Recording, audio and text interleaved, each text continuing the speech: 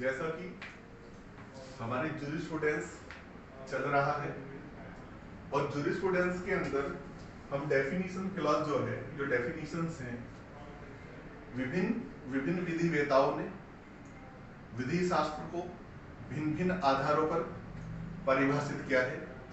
इसी क्रम में अपने पिछले लेक्चर में हमने अल्पियन साहब को देखा कि उन्होंने विधि शास्त्र के बारे में क्या अपने विचार व्यक्त किए, विधि शास्त्र को किस तरह से परिभाषित किया। इसी क्रम को हम आगे बढ़ाते हुए आज हम देखेंगे कि ऑस्टिन साहब ने विधि शास्त्र को क्या कहा है। ऑस्टिन ने जब विधि शास्त्र की परिभाषा की तो ऑस्टिन ने कहा कि विधि शास्त्र विध्यात्मक विधि का दर्शन है। ऑस्टिन ने विधि शास्त्र को विध्यात्मक विधि का दर्शन माना, कहा कि ये विधि शास्त्र जो है यह विध्यात्मक विधि का दर्शन है। Jurisprudence is the philosophy of positive law. इस क्रम को आगे बढ़ाने से पहले आपको मैं एक सूचना दे देता हूं कि कल से भारतीय संविधान का लेक्चर सीरीज भी शुरू होगी। कल से भारतीय संविधान के ऊपर भी लेक्चर आपको यूट्यूब पर मिलेंगे। जब हमने ऑस्टिन की परिभाषा को देखा कि ऑस्टिन ने कहा कि विधि शास्त्र विध्यात्मक विधि का दर्शन है, तो इस परिभाषा को देखने पर हमारे सामने दो चीजें निकल कर आई। पहली चीज निकल कर आई विध्यात्मक विधि और दर्शन। दूसरी चीज थी दर्शन। आज हम ये जानने की कोशिश करेंगे कि विध्यात्मक विधि है क्या और दर्शन होता क्या है। जब हम विध्यात्मक विधि की बात करते हैं कि राजनीतिक प्रवर्ग द्वारा, यानी कि पॉलिटिकल सुपीरियर द्वारा राजनीतिक अवर के लिए, पॉलिटिकल इंफीरियर के लिए समादेश, यानी कि एक ऐसा कानून जो विध्यात्मक विधि, उन्होंने उस कानून को बोला ऑस्टिन ने कि जो राजनीतिक प्रवर्ग द्वारा राजनीतिक अवर के लिए बनाया गया हो और जिसके अंतर्गत समादेश हो। इसलिए ऑस्टिन ने कहा कि law is the command of sovereign supported by sanction, यानी कि ऑस्टिन ने सिर्फ उसी कानून को कानून माना जिसके पीछे समादेश हो, यानी कि शास्ति हो। और जिस कानून के पीछे शास्ति ना हो, समादेश ना हो, उन्होंने उसे सिर्फ नैतिकता माना और इसे कानून मानने से इनकार कर दिया। यही कारण है कि ऑस्टिन ने देवी विधि, रूढ़ी, अंतरराष्ट्रीय विधि या सादृश्य विधि जैसे फैशन और शिष्टाचार, गुरुत्वाकर्षण आदि जो विधियां हैं, इन्हें विधि नहीं माना। ऑस्टिन ने सिर्फ विधि उसे माना कि जो राजनीतिक प्रवर्ग द्वारा राजनीतिक अवर के लिए बनाई गई हो और जिसके पीछे समादेश हो, यानी कि law is the command of sovereign supported by sanction, कि वही कमांड लॉ है जो सपोर्ट करता हो सैंक्शन, यानी कि जिस कानून के पीछे शास्ति है वो कानून है और जिसमें शास्ति नहीं वो कानून नहीं। इसके बाद जब हम आगे चलते हैं तो ऑस्टिन ने विधि शास्त्र को दो भागों में बांटा, सामान्य विधि शास्त्र और विशिष्ट विधि शास्त्र। ऑस्टिन ने विधि शास्त्र का वर्गीकरण दो भागों में किया, यानी कि दो ग्रुपों में बांटा, सामान्य विधि शास्त्र और विशिष्ट विधि शास्त्र। सामान्य विधि शास्त्र के अंतर्गत विधि के उन सभी उद्देश्यों, सिद्धांतों, धारणाओं और विभेदों का वर्णन रहता है जो समस्त विधि प्रणालियों में समान रूप से पाए जाते हैं। यानी कि ऑस्टिन ने सामान्य विधि उन सामान्य विधियों के अंतर्गत माना कि उन सभी उद्देश्यों, सिद्धांतों, धारणाओं और विभेदों का वर्णन रहता है जो समस्त विधि प्रणालियों में समान रूप से पाए जाते हैं। यानी कि वो नियम, वो सिद्धांत, वो विभेद, वो धारणाएं जो यूनिवर्सल रूप से, सार्वलौकिक रूप से समस्त विधि प्रणालियों में समान रूप से पाए जाते हैं, उसे ऑस्टिन ने सामान्य विधि शास्त्र माना। ऑस्टिन ने अपनी परिभाषा में, अपने सिद्धांत में सामान्य विधि शास्त्र के अंतर्गत जो विधियां हैं उन्हें विधि नहीं माना। इसके बाद इसने कहा कि विशिष्ट विधि शास्त्र, विशिष्ट विधि शास्त्र के अंतर्गत ऐसी वर्तमान या भूतकालिक विधि प्रणाली का अध्ययन किया जाता है जो किसी राष्ट्र विधि तक ही सीमित हो। यानी कि जनरल जो सामान्य विधि शास्त्र है वो विधि शास्त्र है जो पूरी दुनिया में समान रूप से जो विधि की धारणाएं हैं जो समान रूप से पाई जाती हैं, और जो विशिष्ट विधि शास्त्र के अंतर्गत किसी ऐसी वर्तमान या भूतकाल विधि प्रणाली का अध्ययन किया जाता है जो किसी राष्ट्र विधि तक ही सीमित हो। यानी कि जो कानून राष्ट्र विधि तक ही सीमित हैं, एक राष्ट्र के ही दायरे में आते हैं, उन्हें ऑस्टिन ने विशिष्ट विधि शास्त्र माना। अब हम दूसरी चीज देखते हैं कि हमने देखा कि ऑस्टिन ने विध्यात्मक विधि को बताया, दर्शन क्या था। अब हम बात करेंगे दर्शन की। तो अगर जो दर्शन की बात की जाए तो दर्शन का तात्पर्य विधि के सामान्य सिद्धांतों से है। दर्शन का तात्पर्य जो ऑस्टिन ने दर्शन जो बोला, तो दर्शन का जो तात्पर्य है उससे वो है विधि के सामान्य सिद्धांत। ऑस्टिन विधि का वैज्ञानिक अध्ययन करना चाहते थे। ऑस्टिन साहब जो विधि को है वैज्ञानिक रूप में, वैज्ञानिक तरीके से विधि का अध्ययन करना चाहते थे, लेकिन ऑस्टिन ने अपनी परिभाषा में विज्ञान शब्द का प्रयोग न करके दर्शन शब्द का प्रयोग किया है। इसके कारण है, इसका पहला कारण यह है कि जब हम बात करें 17वीं और 18वीं शताब्दी की, तो उस टाइम दर्शन शब्द अधिक प्रचलित था। 17वीं और 18वीं शताब्दी में दर्शन शब्द अधिक प्रचलित था, दर्शन शब्द ज्यादा प्रचलित था और विद्वानों की सोच के अंतर्गत जो दर्शन शब्द था वो ज्यादा जनप्रिय था। उस टाइम दर्शन शब्द का ज्यादा यूज होता था, जो विज्ञान शब्द है उस टाइम विद्वानों के लिए इतना जनप्रिय नहीं था। इसलिए ऑस्टिन ने अपनी परिभाषा में विज्ञान शब्द की जगह दर्शन शब्द का यूज किया है। अगर जो हम यही बात करें, यही कारण है उस टाइम विज्ञान से ज्यादा दर्शन शब्द प्रचलित था कि जो न्यूटन है, न्यूटन की महान कृति, जो न्यूटन भौतिकी के ऊपर न्यूटन ने जो अपनी महान कृति लिखी है उसका नाम the mathematical principles of natural philosophy रखा गया है।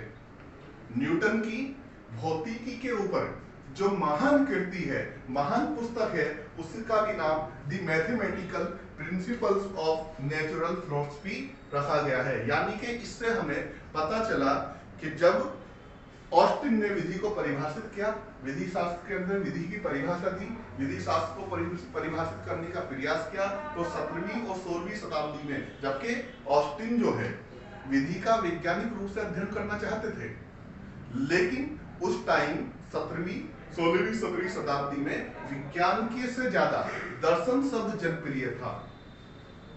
अब आगे अब हम देखते हैं कि जो ऑस्टिन ने विधि शास्त्र की परिभाषा की, उस परिभाषा की आलोचना हुई, और जो आलोचना की वो हॉलैंड ने आलोचना की, सामंड ने आलोचना की और बर्कलैंड ने आलोचना की। हॉलैंड जो है ऑस्टिन की आलोचना करते हैं, और हॉलैंड जो है विधि शास्त्र को एक प्रगतिशील विज्ञान मानते हैं। हॉलैंड क्या करते हैं कि विधि शास्त्र को एक प्रगतिशील मानते हैं, और प्रगतिशील मानने के बाद ऑस्टिन ने जो विधि शास्त्र को सामान्य विधि शास्त्र और विशिष्ट विधि शास्त्र में जो डिवाइड किया है, जो बांटा है, इसकी आलोचना करते हैं। कहते हैं कि विज्ञान को सामान्य और विशिष्ट रूप में विभाजित नहीं किया जा सकता। हॉलैंड कहते हैं कि विज्ञान जो है वो सार्वत्रिक है, यूनिवर्सल है, विज्ञान के नियम सभी जगह एक जैसे होते हैं। और जब विधि शास्त्र भी एक विज्ञान है, तो आखिर विधि शास्त्र को आप सामान्य और विशिष्ट विधि शास्त्र में कैसे बांट सकते हो? नहीं बांट सकते। इसीलिए हॉलैंड जो है अपनी आलोचना को और ज्यादा मजबूत करने के लिए एक एग्जाम्पल देते हैं, और एग्जाम्पल कहते हैं कि मान लो अगर जो इंग्लैंड के अंदर इंग्लैंड की भूपरत के परीक्षण के आधार पर भूगर्भ विज्ञान का अध्ययन किया जाए, अगर जो इंग्लैंड की भूपरत के परीक्षण के आधार पर भूगर्भ विज्ञान का अध्ययन किया जाए, तो ये विशिष्ट भूगर्भ विज्ञान नहीं हो सकता, ये सामान्य भूगर्भ विज्ञान ही होगा। उसी तरह यह संभव है कि किसी एक देश के विधि के ज्ञान के आधार पर विधि का विज्ञान स्थापित किया जाए, परंतु विशिष्ट विधि शास्त्र नहीं, परंतु विशिष्ट विज्ञान नहीं, विशिष्ट विधि का विज्ञान नहीं। हॉलैंड के अनुसार विशिष्ट विधि शास्त्र का प्रयोग अनावश्यक तथा सामान्य एवं विशिष्ट विधि शास्त्र का वर्गीकरण भ्रामक है। हॉलैंड कहते हैं कि विशिष्ट विधि शास्त्र का प्रयोग अनावश्यक है, इसका कोई यूज नहीं, और जो सामान्य एवं विशिष्ट विधि शास्त्र का जो वर्गीकरण किया गया है वो भ्रामक है, वो भ्रम उत्पन्न करने वाला है। अगर जो हम हॉलैंड की आलोचना का मूल्यांकन करें तो हम पाएंगे कि हॉलैंड की आलोचना समीचीन यानी उपयुक्त प्रतीत नहीं होती। हॉलैंड की यह धारणा कि पूरे विश्व में विधि के समान लक्षण हैं अनुभव पर आश्रित नहीं है, क्योंकि पूरी विश्व में, पूरी दुनिया के अंदर विधि के समान लक्षण नहीं हो सकते। इसीलिए मैटलैंड ने कहा कि मूलवंश और राष्ट्र समान राह और गति से अग्रसर नहीं हो सकते, कि मूलवंश और राष्ट्र समान राह से, समान गति से अग्रसर नहीं हो सकते। अगर जो वहीं हम बात करें ऐतिहासिक स्कूल की, तो ऐतिहासिक स्कूल के मानने वाले सेविनी और पुख्ता ने कहा कि प्रत्येक देश की विधि को जनमानस की चेतना पर आधारित होना चाहिए, कि प्रत्येक देश की विधि को जनमानस की चेतना पर आधारित होना चाहिए। तो यह कैसे संभव हो सकता है कि पूरी दुनिया की जनमानस की चेतना एक समान हो। इसी के साथ साथ अगर जो हम ब्राइस की बात करें तो ब्राइस ने कहा कि प्रत्येक देश की विधि उस देश की सामाजिक और आर्थिक दशाओं तथा उन दशाओं के समाधान की बौद्धिक क्षमता का परिणाम होती है। क्या कहा ब्राइस ने? कहा कि प्रत्येक देश की विधि उस देश की सामाजिक और आर्थिक दशाओं तथा उन दशाओं के समाधान की बौद्धिक क्षमता का परिणाम होती है। इसी तरीके से अगर जो हम देखें कि हॉलैंड ने जो है विधि के विज्ञान की ठीक ठीक तुलना प्राकृतिक विज्ञान से की है, जो जबकि विधि के विज्ञान की ठीक ठीक एग्जैक्ट तुलना प्राकृतिक विज्ञान से नहीं की जा सकती। तो इन आधारों पर हम कह सकते हैं कि हॉलैंड ने जो विधि ऑस्टिन के विधि शास्त्र की परिभाषा की आलोचना की है, ये समीचीन नहीं है। वहीं अगर जो हम देखें कि सामान्य ने भी, जो सामान्य है, सामान्य ने भी ऑस्टिन के विधि शास्त्र की आलोचना की है। सामान्य ने ऑस्टिन के सामान्य विधि शास्त्र की अवधारणा की आलोचना अव्यवहारिकता के आधार पर की है। यानी कि सामान्य ने बताया कि जो सामान्य विधि शास्त्र, जो विधि शास्त्र को दो भागों में बांटा है कि सामान्य विधि शास्त्र और विशिष्ट विधि शास्त्र। कहा कि ये तो सामान्य विधि शास्त्र जो ऑस्टिन ने बांटा, ये तो अव्यवहारिक है, ये व्यवहारिक नहीं है। इसी के साथ साथ अगर जो हम बात करें बर्कलैंड की, तो बर्कलैंड ने ऑस्टिन के विधि शास्त्र की व्याख्या की आलोचना इस आधार पर की है कि उन्होंने सामान्य विधि शास्त्र की बात तो की परंतु व्यवहार में नहीं अपनाया। बर्कलैंड कहते हैं कि हाँ, ऑस्टिन ने सामान्य विधि शास्त्र की बात तो की कि विधि शास्त्र जो है इसे दो रूपों में बांट सकते हैं, सामान्य विधि शास्त्र और विशिष्ट विधि शास्त्र। लेकिन इन्होंने ये तो बताया कि सामान्य विधि शास्त्र की बात की परंतु इसे व्यवहार में नहीं अपनाया। यह आरोप सत्य है। जो बर्कलैंड ने आरोप लगाया ऑस्टिन पर कि इन्होंने सामान्य विधि शास्त्र की बात तो की पर इसे व्यवहार में नहीं अपनाया, यह आरोप सत्य है।